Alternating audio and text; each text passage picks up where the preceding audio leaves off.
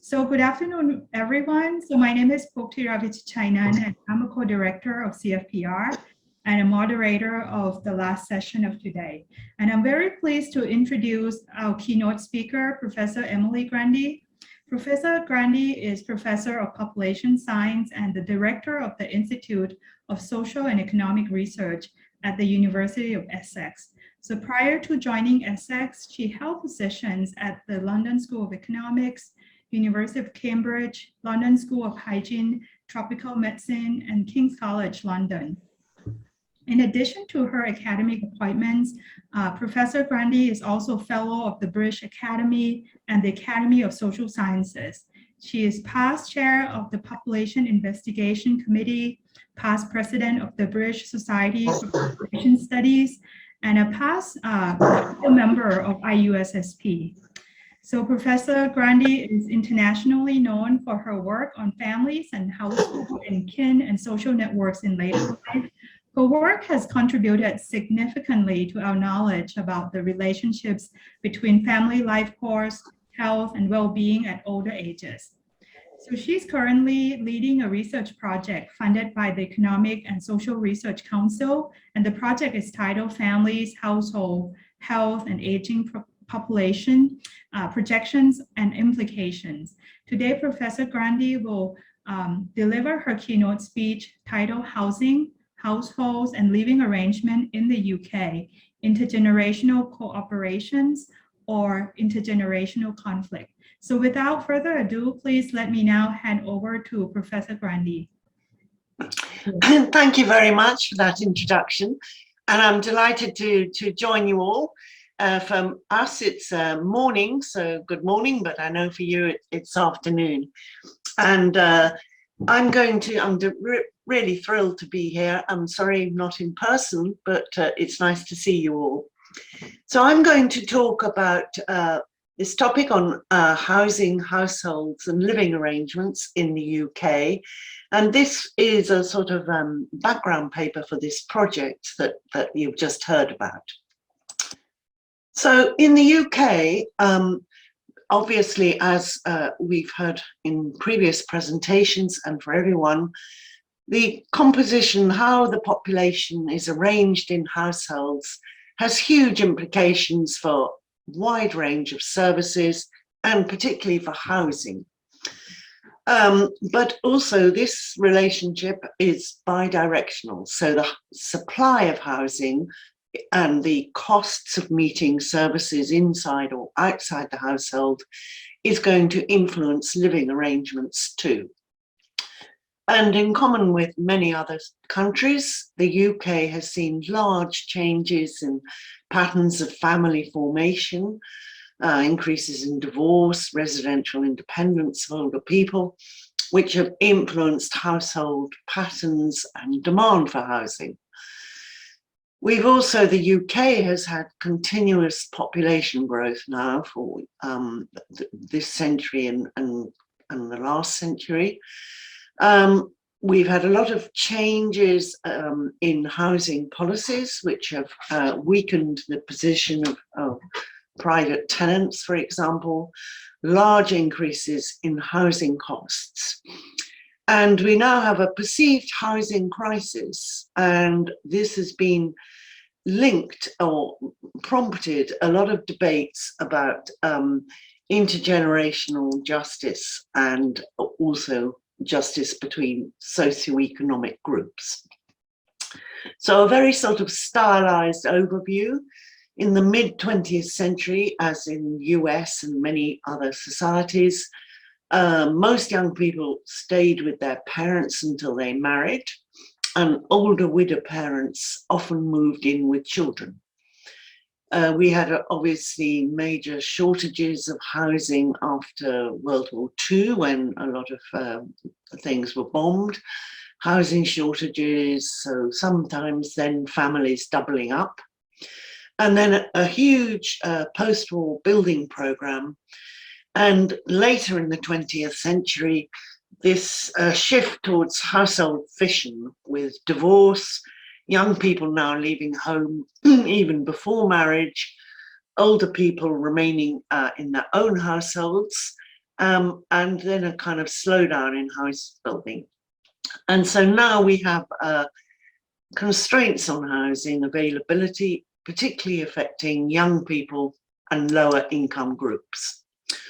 So this shows from 1971 for England, the growth in population in the top red line, and the growth in the number of households. And you can see from sort of 1970 to 71 to 91, households were growing faster than, or catching up, as it were, with population. So average household size was falling during that period. But now, since then, population growth has kind of been in parallel with household growth, but going a bit faster. And in fact, there have been few changes in household size. In fact, some periods even a increase again in household size, even though things like delays in widowhood mean that couples, for example, are more often in two-person rather than one-person households. And this shows, as I mentioned, we have this big post-World War II building program.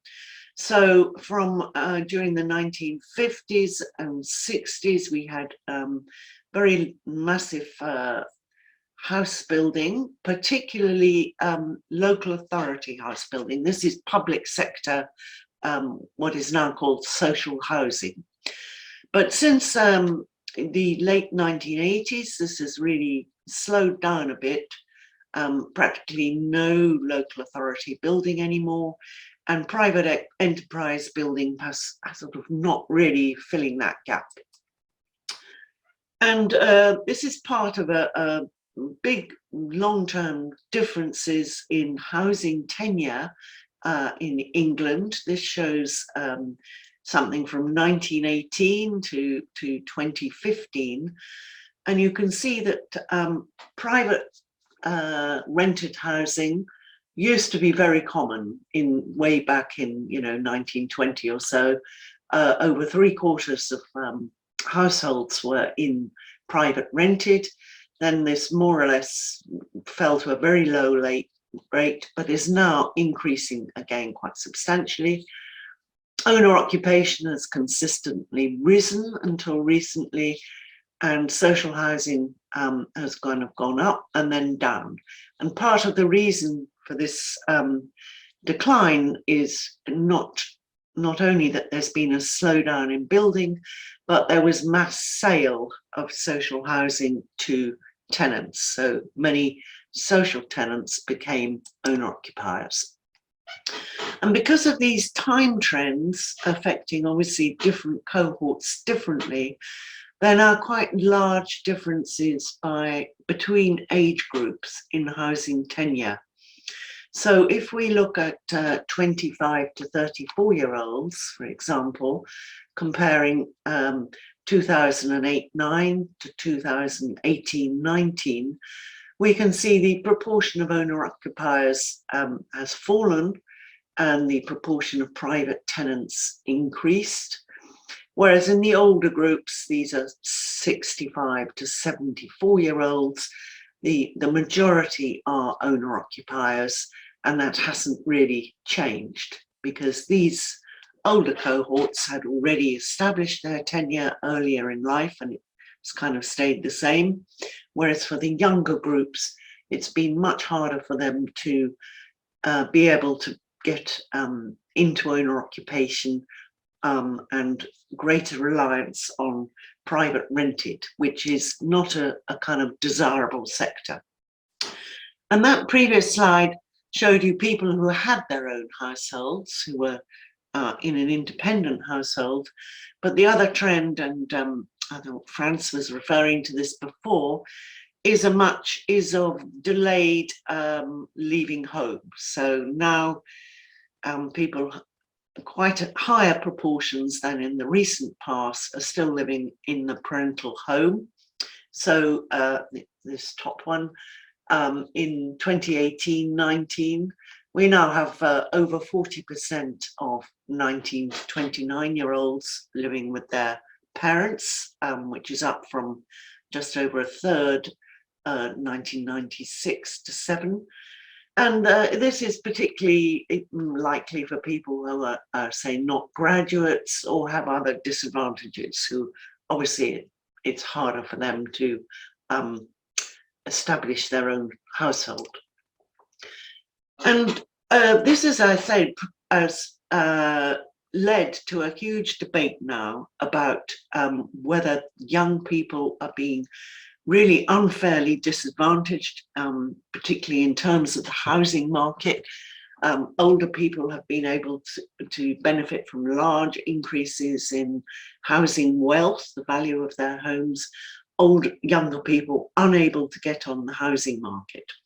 And so, you know, we have these new pressure groups like Generation Rent, which is trying to represent young people in particular, and these sort of publications arguing that particular cohorts have unfairly sort of penalised the young people, and a huge increase in sort of attention in the media to intergenerational justice. So now I want to just have a quick look at the housing circumstances of older people and younger people, and perhaps think of ways that we need to research this issue and go along with trying to help inform policy on it. So if we look at older people, this chart here shows information from the English longitudinal survey of aging, which is very similar to the SHARE studies and the other HRS sister studies you have in many countries. And we can see the blue, most people are, older people are kind of owner-occupiers. Quite a lot of them have had some kind of adaptation to housing, and more recently, different question, some feature of their housing that is kind of helpful. Although these tend to be things like, you know, grab rails or whatever, they're not major adaptations. And now things like practically everybody has got things like central heating and also, you know, inside bathrooms and so forth.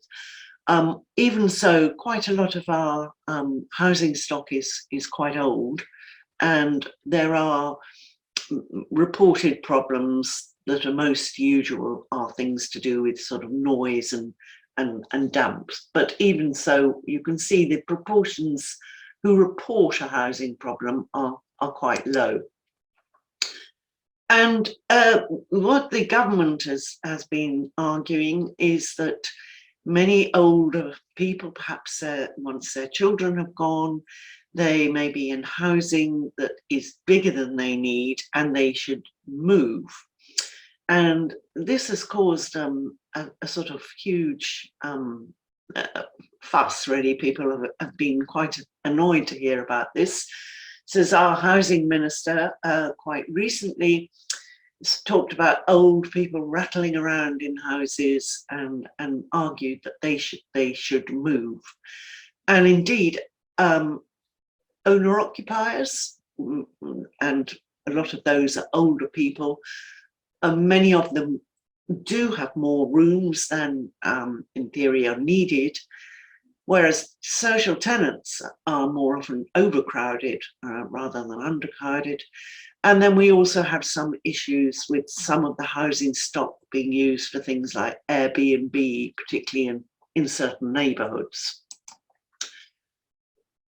The other problem, of course, from the point of view of older people, is that quite high proportions of very old people have issues like not being able to shower or bathe without help, or having problems getting up and down stairs. And it's often argued that housing adaptation or moving to more suitable housing should be seen, therefore, as part of the sort of care continuum, and that people should be encouraged, perhaps in that case, to move or to adapt the home. But the issues with this are, first of all, from an economic point of view, the special retirement housing that has been created has been very expensive and poorly priced, and in many regions of the country, people couldn't actually afford to sell their house and move into this special thing. And of course, perhaps even more importantly, many people don't want to leave their home. They're attached to it.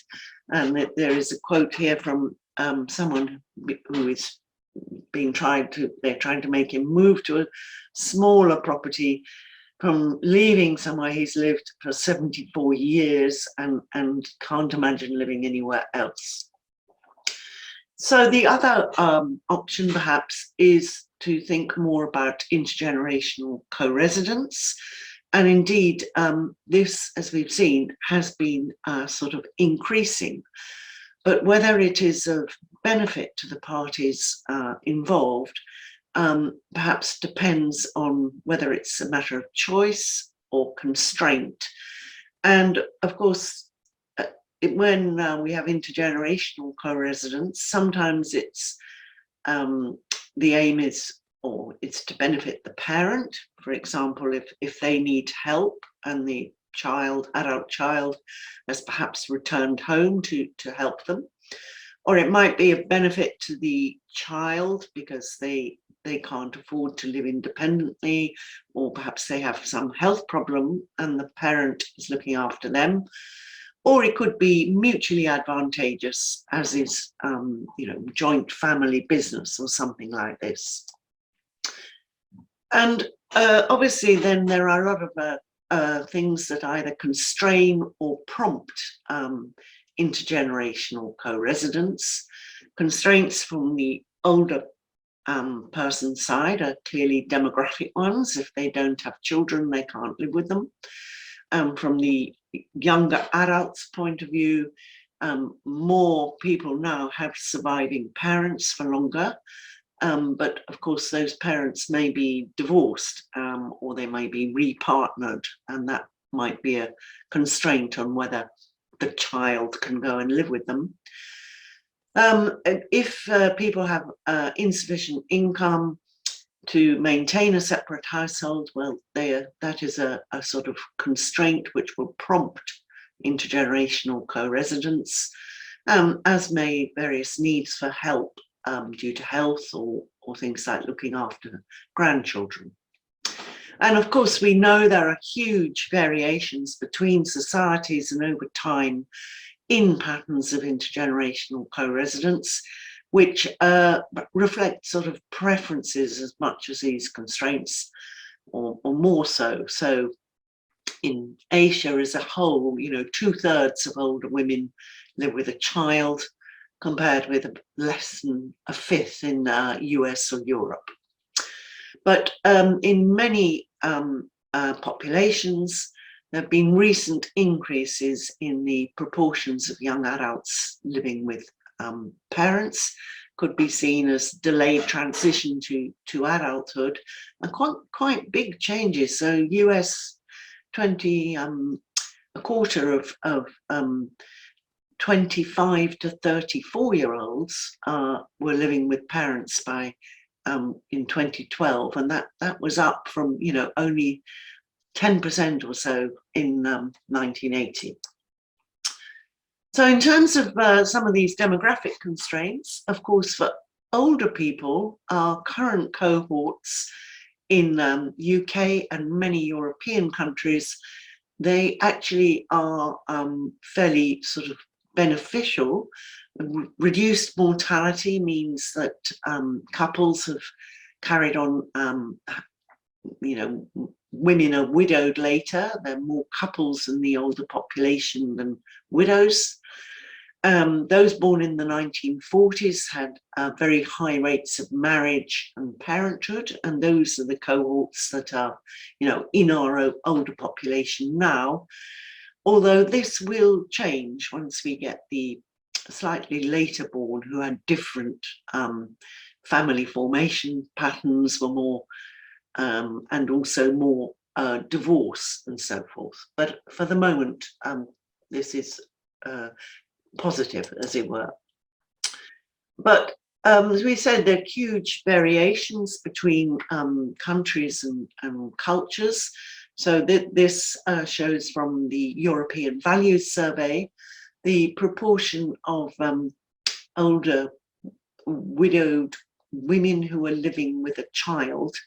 And sorry, I haven't put the red is the, high proportions, over 50%, 60% in some cases, whereas in the Nordic countries, Northern Europe, really tiny proportions of older women are living with children. And this work also showed, we tried to look to see whether these widows living with a child were happier than ones who weren't, and the results showed that that was the case in general, but in Eastern and Southern Europe, it was only living with a daughter that increased people's happiness. So perhaps more to do with gender roles of who's helping who and so forth that affects results of it as well. And we also found kind of quite big differences between regions of Europe in these effects. Now, in terms of looking now at the younger people rather than the older people, this shows the proportion of 18 to 34-year-olds living with parents in various Southern European or continental European countries. You can see in all of these places there's been this increasing trend towards co-residence, much higher in Southern Europe, and indeed, now getting on for 2/3, some young people still living with their parents in this age group. So one of the things that we've been working on, and we're carrying on working on, is looking at the effects of the returns to the parental home on the well-being of parents, and we're currently working on the effect on the well-being of the children. So in previous work, which Marco Tosi and I did, we found that parents, when their children returned home, actually it had a kind of slightly negative effect on the parents' quality of life. In Nordic countries, where there's a strong tradition of expectation of independence, but much less so than in Southern Europe. So here, this was change in parents' quality of life when an adult child returned home. But Marco Tosi has followed this up. Sorry, I can't. Okay. And using UK data, and he found again a negative effect of children returning to the parental home on the parental's mental health. And this was particularly the case if the child was unemployed, so had come back, but it was quite short-lived. So he suggested, his interpretation is that if your child comes back in these circumstances, it kind of leads to some upset which affects the parent's mental health. But once people have settled down and adapted, then this will pass. But it depends on the circumstances and the characteristics of both children. And we are currently now kind of extending this work to look with my colleague Xiang, who's here, to look at the effect on the child's mental health. So in conclusion, and thinking about future work, demographic change, housing projections, and housing supply are very closely intertwined. So we know that projections are really important for planning, but we have to take into account what happens when, if you like, the planning doesn't follow the projections. Then we have a situation in which the housing constraints or other constraints are influencing household formation, fission, and development. And we'd have to think then about what effect that is going to have on different age groups and different socioeconomic groups. And we need to take account of cohort as well as period effects and the influences of policy. And all of these are kind of interactive. So I know that some of the advances in projections that have been highlighted in this conference may include ability to look at projections for groups of different socioeconomic position, and perhaps for different cohorts, different health statuses, and that perhaps we need to be moving forward now to look at these more interactive things. And I'm very delighted to see that in this conference that so much progress has been made in those areas. So thank you very much. That's all I have to say now. Thank you. Okay, great. Thank you so much, Prof. We have plenty of time for discussions and questions. So for audience, if you have any question, you can raise your hand or you can type your question in the chat box and I will read it for Prof. Grundy. So our first question is coming from Prof. Feng Shui. So he's asked you talk a lot about intergenerational co-residence, right? And, it seems like there seems to be some evidence suggesting rising trend in intergenerational co-residence in the UK, if I'm not wrong. So, but he asked, in addition to that trend, right, in comparison to that trends in intergenerational co-residence, what is the trend in the, institutionalized care in the UK and in Europe? What I think he said which way will be more dominating in the future. So I think he meant, are people more likely to stay home with their family, or are they more likely to go to nursing homes? Okay, well, we have in the UK and indeed in many European countries or Northern European countries, there has been a trend away from nursing home and so forth, mainly because it's very expensive. So we have overall about less than 5% of older people in nursing home or other things, although in the over 85s, that's about 15%. But it's lower than it used to be. There's been a long policy debate about who should pay for this, and reforms currently underway. Other countries which used to have quite high rates of nursing home provision, Sweden, Denmark, I think the Netherlands, have also been trying to move away from that and provide more care in the community. But also nursing home provision is very much for very old people, and particularly people with Alzheimer's and dementia. A large proportion of those in nursing homes are people with those conditions.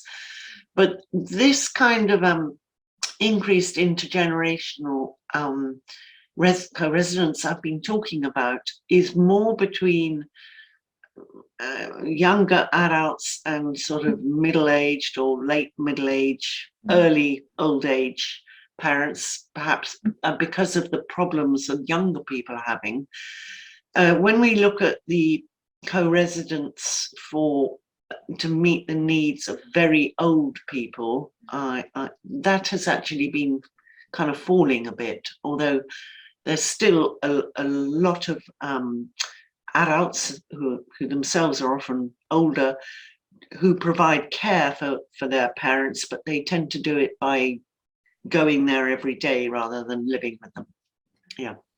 Or is it, so you don't see much evidence of older parents moving in with, I mean, who needs, you know, ADL assistance, moving in with their, you know, Well, certainly we do see that, but it's quite a small proportion, and it has tended to sort of not increase. Although, interestingly, during the pandemic and things, we haven't been able to look yet, but there has been a lot of discussion of people moving to sort of more multi-generational living and so forth, and we will look at that. But in general, this rising trend is because of the problems that younger people are having, and although there are always people who've moved to look after their older relatives who have ADL limitations and so forth, that proportion of the intergenerational co-residence has not been increasing and possibly may have been decreasing. Interesting. So I have, you know, not knowing much about England, but I have questions, and this might, you know, be something that other audience may have in their mind too. What is the impact of Brexit, and particularly, you know, this change in, you know, immigration, right? Yes. How that affects housing stocks in the UK, and in turn affect, you know, living arrangements. Yeah, thank you. That's great.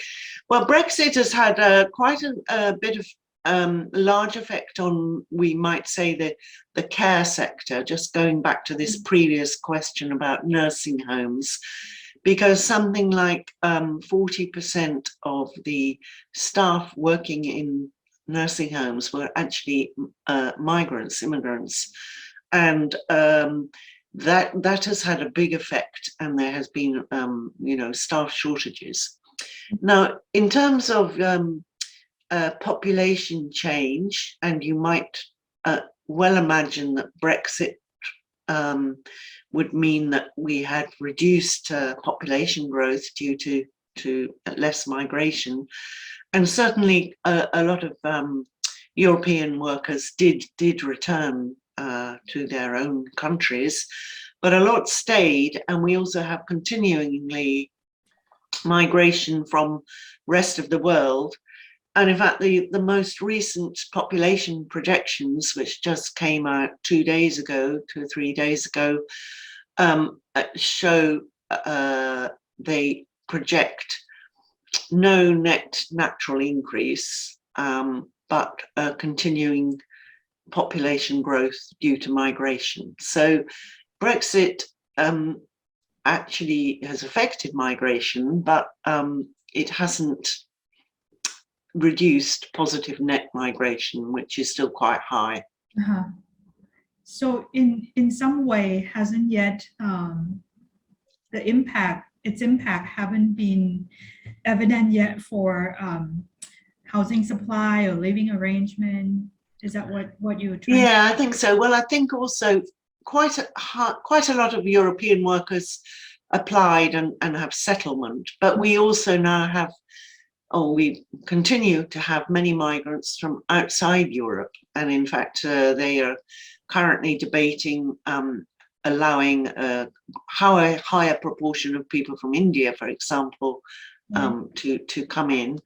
And of course, some migrant groups have tended to have quite higher fertility, so that has also contributed to population growth. So at the moment, we still have projected quite positive population growth, which is actually continuing to outstrip the supply of new housing. Interesting. So I saw that a couple of people have type in their comments, maybe I invite them to actually have conversation with you. May I invite Jalal to said a few words, since I mean your comments is quite long, and I think it would be good for you to just discuss it. Jalal? Thank you, and thank you, Emily, for your Hi. comprehensive. Hi, Emily. Thanks for your comprehensive and policy relevant project and presentation. What I wrote here is really housing is one of the main challenges in many Asian countries, particularly for the youth, and especially for those who are unemployed. In Australia and many other European countries, banks give up to 80%, for example, and 90% loan to couples or younger generation to buy houses and apartments. But at least in Iran, what I see is only they provide 5 or 10%, if at all, to the youth. And it is really difficult for them to pay back, to pay mortgages, and given the fact that they are unemployed as well. So I thought it would be good to change the regulations in any way possible to support and facilitate for purchasing the house for the younger generation. So I think that is one thing that I thought we should focus and pay more attention to it. Thank you. Thank you. Yes, I think that, that's a really important thing, that problems that young people have. And of course, I perhaps could have expanded a bit on this, but it means that socioeconomic differences are perhaps now increasing even more, and compounded by demographic factors. So as young people are becoming more and more reliant on parents or grandparents to give them money if they want to be able to get a mortgage and buy a house, which is the case in the UK. The difference in whether your parents are divorced and perhaps one of them might have a new family, or the income status and wealth of your parents is becoming more and more important. So this is a trend that is widening inequalities within cohort generations as well as between them. In terms of the policy initiatives to try and help younger people, there is the kind of things that they've tried in the UK. They've given things like Help to Buy, the special features that give some kind of subsidy to young first-time house buyers, and various other things. But the evidence about them is that essentially they just put up the prices and helped rather a small proportion of people who are among the more advantaged ones. And I think a lot of the housing advocates are saying that there has to be some return or acknowledgement that we also need secure rented housing, because not everybody is going to manage own occupation, and the prices, of housing have hugely increased. I did see there's another question about differences between neighbourhoods, and that this is hugely important too, as I'm sure in other places. We have enormous differences between different areas, different regions of the country, in costs of housing, neighbourhood facilities and resources. Okay, so I think so it seems like you have already answered Vincent's questions about, what kind of neighborhoods that would facilitate successful aging, and how can we achieve neighborhood equality?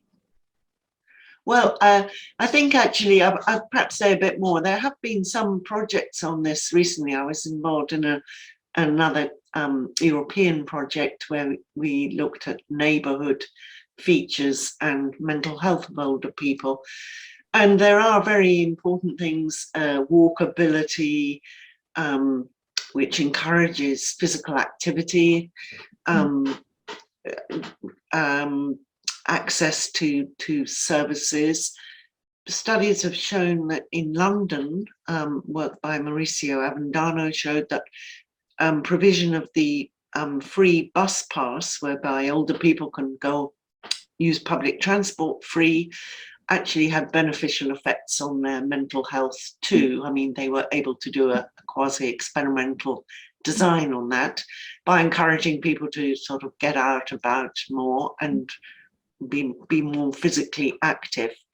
So I think we kind of know those things, and it's also important, increasing evidence that things like air pollution affect a whole range of physical health things, including cognitive health.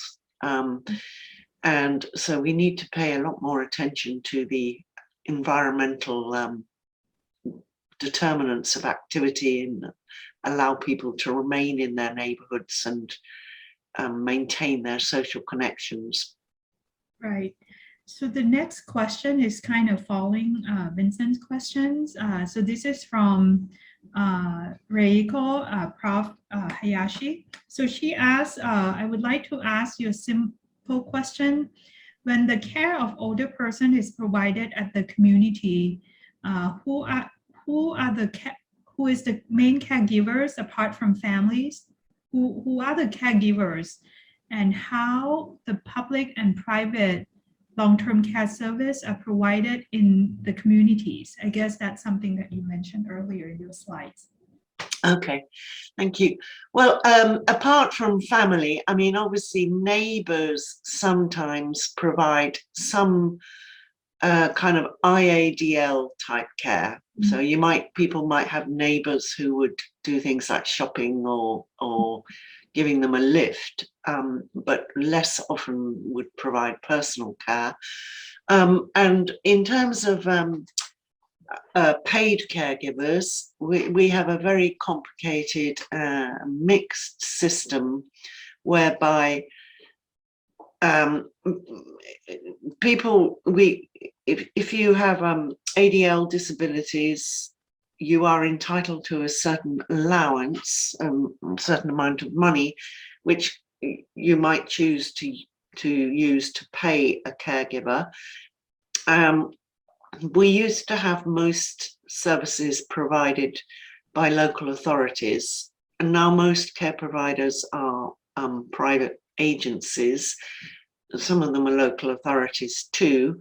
And there's a kind of mixture of payment, with a lot of it being paid for by the recipient, but some of it being paid for by by local authority on a means tested basis. So if you have a very low income, you might get that provision free.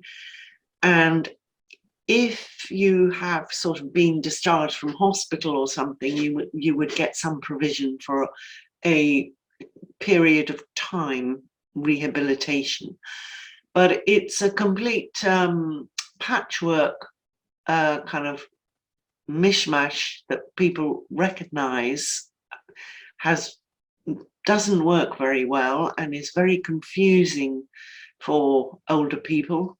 They're often not quite sure who it is that is coming and whether they're provided by the council or whether they have to pay, because there's been less and less willingness on the behalf of government to fund this service properly. It's obviously expensive, particularly as there are more older people in need of it, and it's been very reliant on poorly paid caregivers, that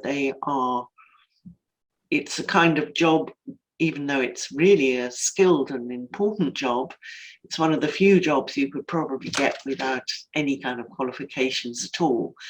And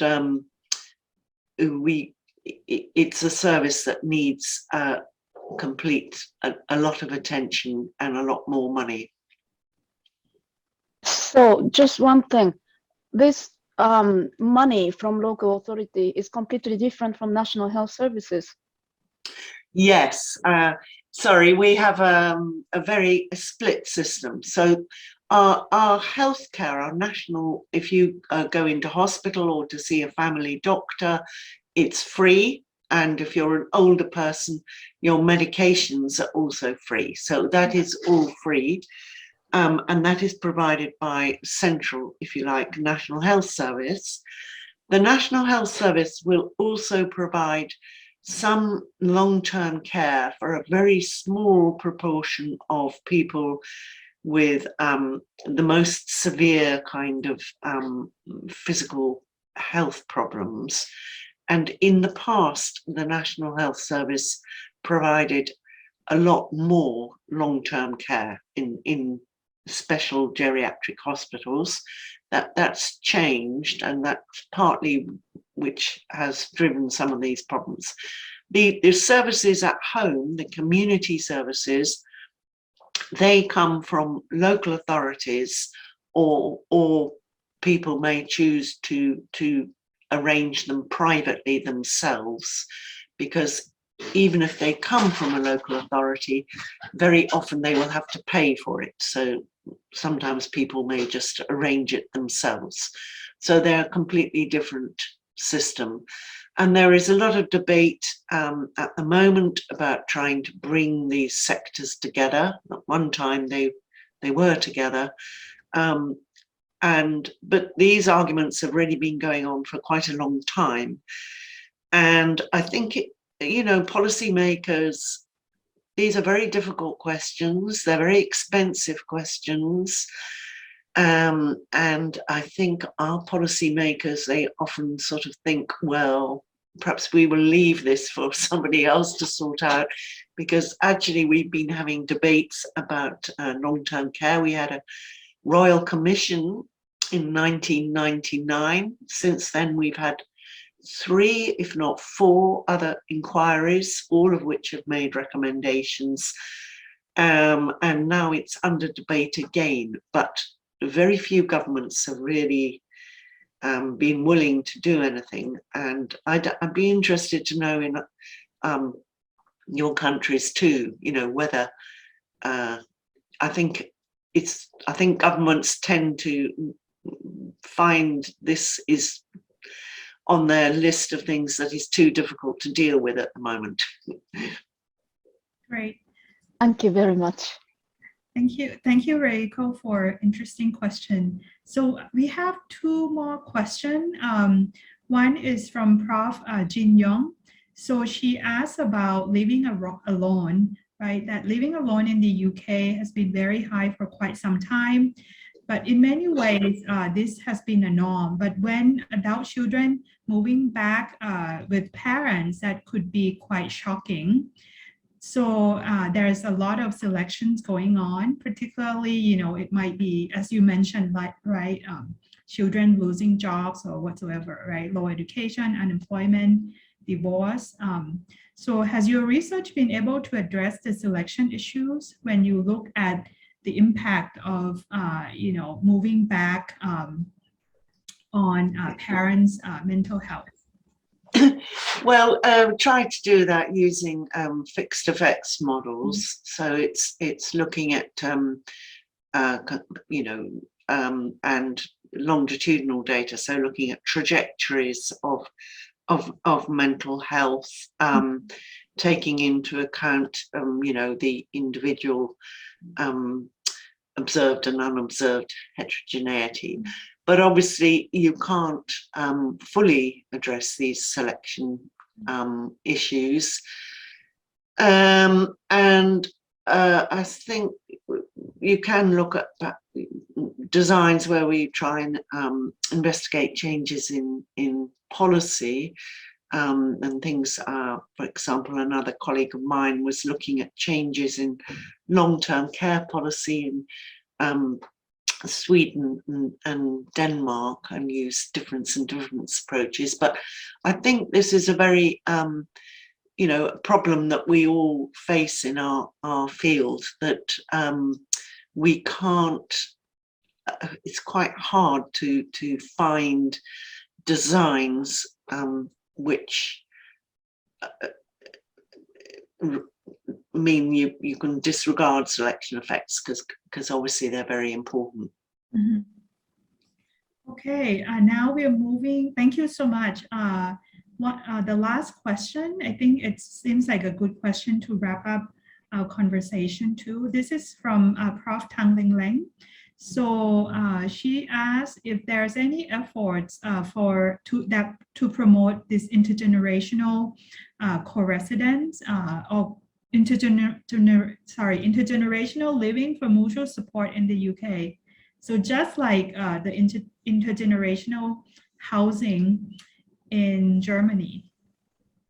Well, no, there are very few. There are a few small initiatives. There was quite a good scheme, I think, which tries to place younger people who need housing in the home of an older person, and they get a kind of cheaper rent if they are prepared to do some things like help with shopping and so forth. Mm-hmm. Not ADL support, of mm-hmm. course, but more just be companion and help a bit. And some schemes have placed, for example,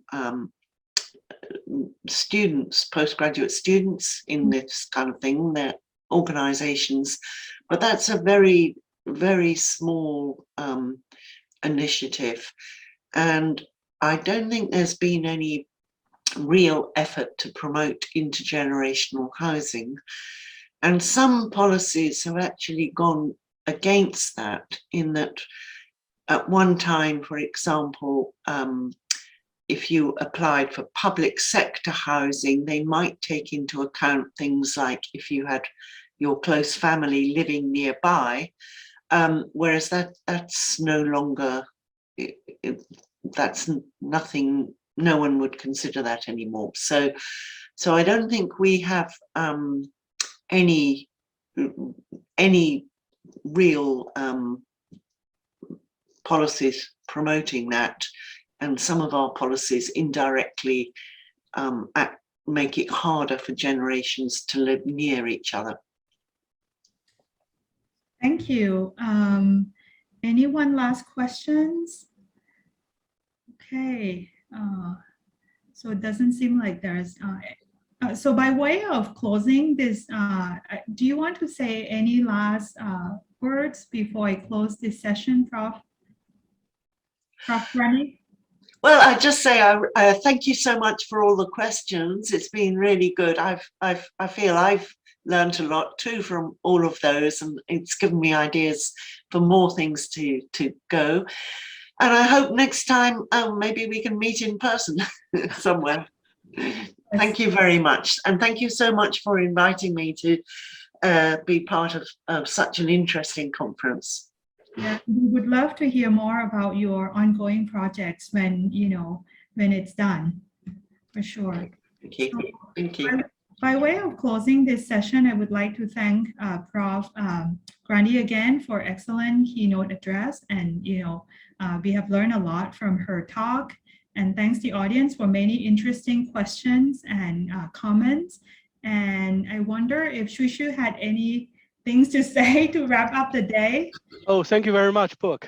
Thank you very much, Professor Grundy. You are definitely welcome to visit us in the near future.